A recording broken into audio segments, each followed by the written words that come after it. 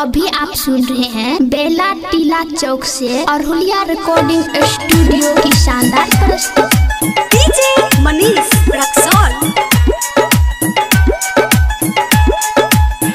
लगाइले बाप के दम गे हमू ने चियो कम गे लगाइले बाप के दम गे हमू ने चियो कम गे भैया से तोरा फरियाई लेबो गे उठाई के ल देबो बिया हम क लेबो उठाई के ल देबो गे बिया हम क लेबो। Presented by Arhuliya recording studio. Manish Raxaul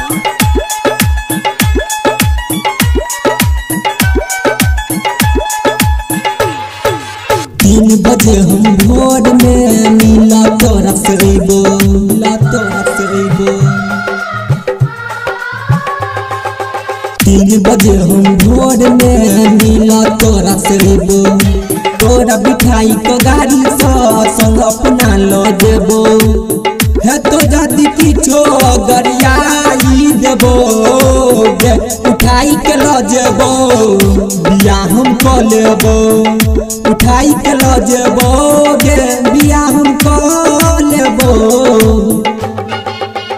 presented by Arhuliya recording studio. DJ Manish Raxaul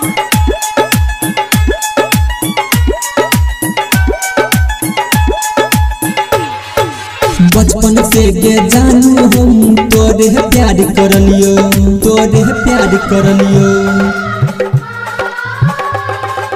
बचपन से गे जानू हम तोरे प्यार करलियो तोरे चक्कर में छौरा सबसे खूब झगड़ा करलियो आशीष अनमोल के बोलाई लेबो गे उठाई के ल जेबो बिया हम क लेबो उठाई के ल जेबो गे बिया हम क लेबो।